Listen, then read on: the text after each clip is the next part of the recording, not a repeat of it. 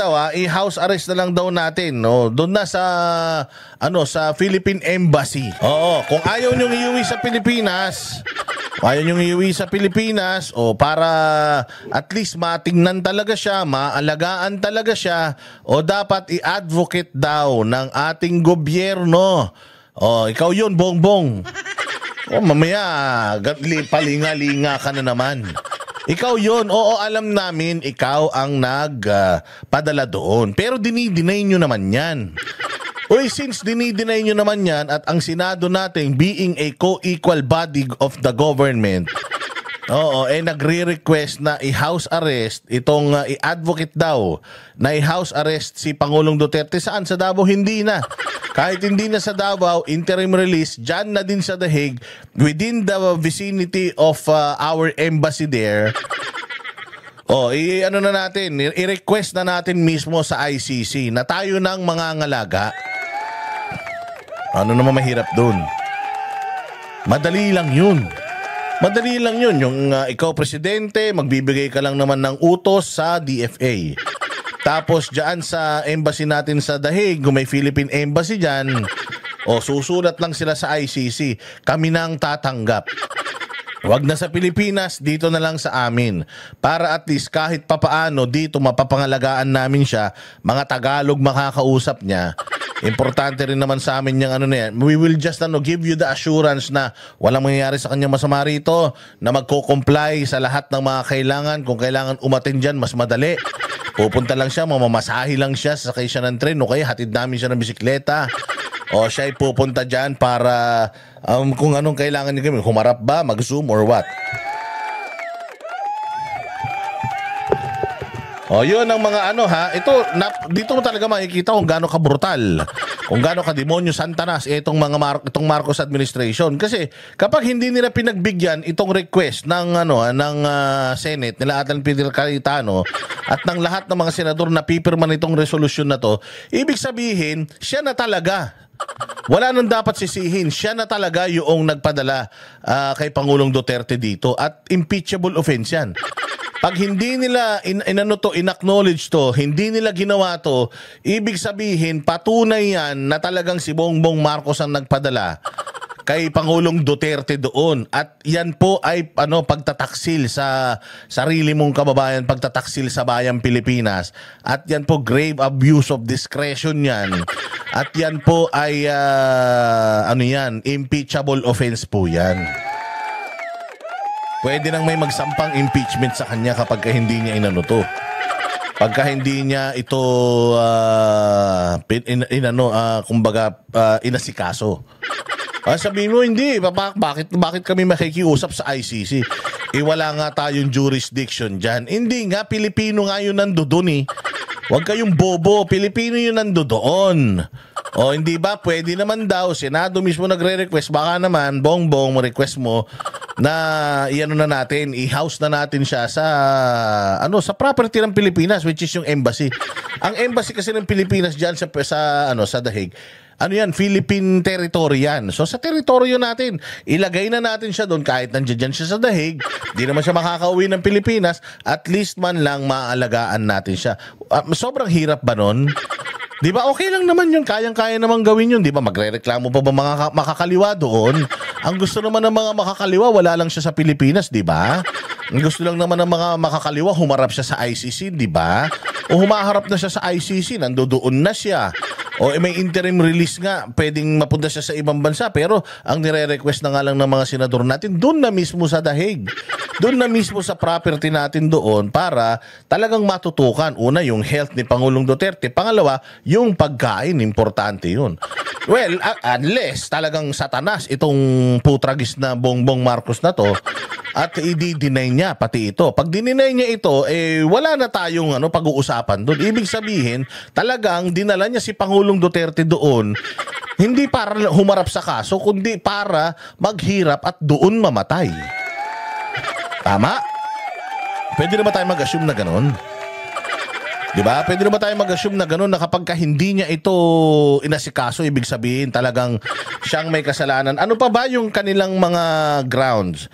Article 14 of International Covenant on Civil and Political Rights, to which the Philippines is a state party, guarantees that everyone charged with criminal offense shall have the right to be presumed innocent until proven guilty according to the law. Well, ano naman to? Kumbaga lahat naman yata ay ganito. You are proven innocent until proven otherwise, di ba? Article 10 of the ICCPR, ICCPR International Covenant on Civil and Political Rights, bumundo to.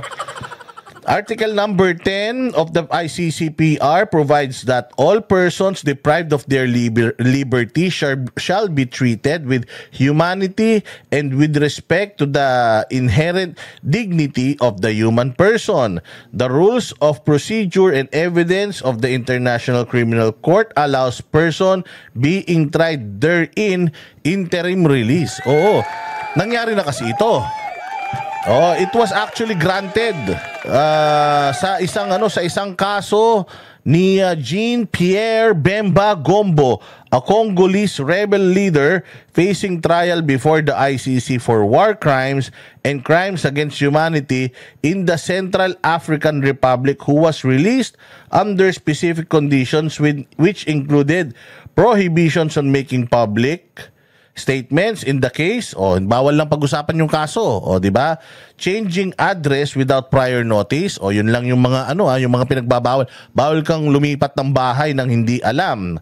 And contacting any witnesses in this case. Puta, wala namang pakialam si Pangulong Duterte sa witness na. Hindi naman niya kukontakin yan. Wala namang cellphone yung tao. Matanda na yun. Hindi na nakakaintindi ng technology yun. Ano pa? As well as directives to fully comply with all orders issued in the case, to surrender immediately to the relevant authorities if required by the ICC. Pag kailangan daw ng ICC, pupunta siya. Kung kailangan siya makulunit, so surrender siya. Ganun lang yun. The Philippines itself allowed prominent personalities, si Leila de Lima, particularly former Senator Leila de Lima, to continue performing her functions and responsibilities as a senator during the pendency of the criminal charges against her, di ba? Kahit nakakulong siya, senador siya, hindi na nga lang siya nanalo. The Philippines allowed these reasonable accommodations pursuant to the constitutional right to the presumed innocent until proven guilty.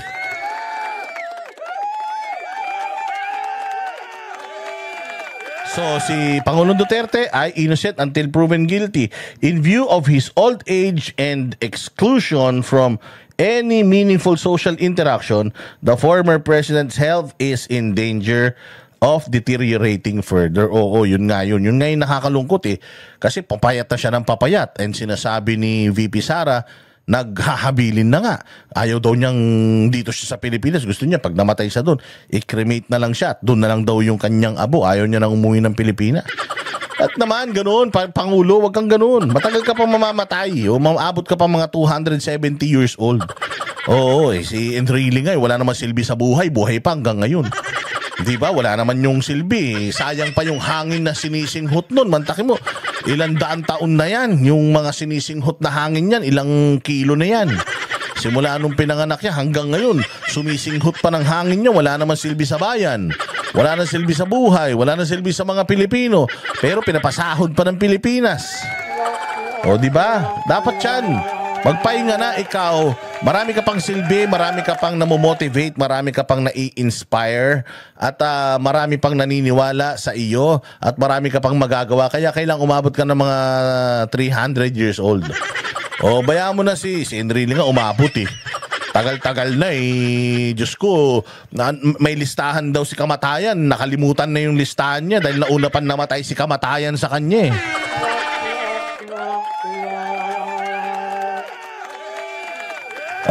sabi nga dito, to grant the former president interim release in the form of a house arrest or modified house arrest or any other appropriate arrangement subject to conditions restricting liberty to be imposed by the ICC would be beneficial to his health and while presenting no risk to the integrity of the ongoing trial. Di ba?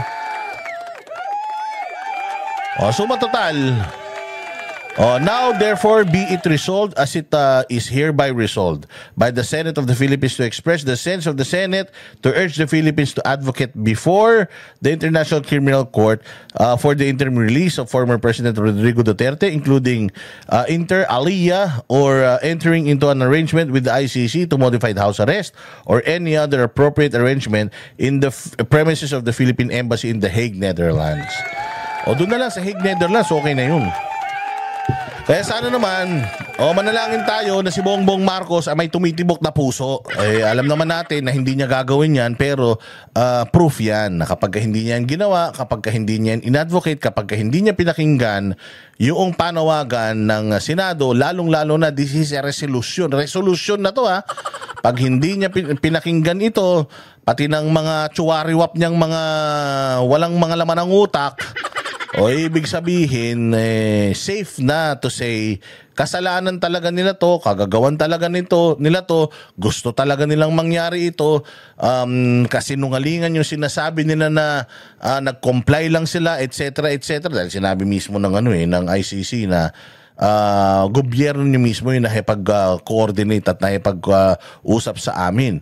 Dinidinay naman yan ng Malacanang. Kung talagang dinidinay yan ng Malacanang at gusto ng Malacanang na maayos talaga ang bayang Pilipinas, itrato natin ng tao itong isang dating presidente na nagsilbi ng matino, mahusay, buong puso, walang halong katarantaduhan at pagnanakaw sa bayang Pilipinas. Manalangin tayong lahat na sana katukin ng Panginoon ang pusong bakal ni Bongbong. Naniniwala ako wala siyang utak, pero puso meron yan. Naniniwala ako na may puso siya at ito ang request ng Senado. Sabi mo nga, tama ng pamumulitika. Ito na ang pagkakataon mo, Bongbong Marcos, para patunayan mo sa Pilipinas na wala ka mang utak, meron ka namang puso. Marami naman mga nagsasabi, itong mga hayop talaga tong hinihingi pa 10,000 ni Cayetano doon sa comment section. Teka Cayetano, bago yan, yung 10,000 muna na ayuda. Putang ina nyo, nangihingi pa kayo ng ayuda, hindi pa kayo nagsawa sa ayuda ni Romualdez. Ang dami-dami ng ayuda ng punyeta na yan. Pati ba naman yung 10,000 ayuda na naman hinihingi nyo na naman? Di ba pinaliwanag ko na sa inyo yan, 10,000 ayuda na yan? Yung 10,000 ayuda, nung umpisa ng gobyerno ni Bongbong Marcos, dahil nga hinahanap nyo ng hinahanap kay Cayetano, nagpanukala si Cayetano na magbigay ng 10,000 bawat pamilya. Dininay nga yan, dinicline yan ng budget secretary natin. Sabi wala daw pera, hindi binigay niya 10,000 kada pamilya, pero putang ina niyan, yung tupad, akap, AX, 4-piece, lahat-lahat. Ibinigay naman nila. Oo nga, anong ha? Ibinigay nila yun. Ayaw nila no 10,000 ni Cayetano, gawa ng pagka naisabatas yung 10,000 ni Cayetano na ibigay, di ang credit na kay Cayetano. Ayaw ng gobyerno na yung credit na pupunta sa iba. Wala na nga silang ginagawa Gusto mo pa yung credit mapunta pa sa iba. So ayun, pinigilan nila yun. Kaya yung mga humingi na 10,000 kay Cayetano, hingin niya yan kay Bongbong. Dahil vinito ni Bongbong yan. Ayaw ni Bongbong ng 10,000 nyo, mga tarantado kayo.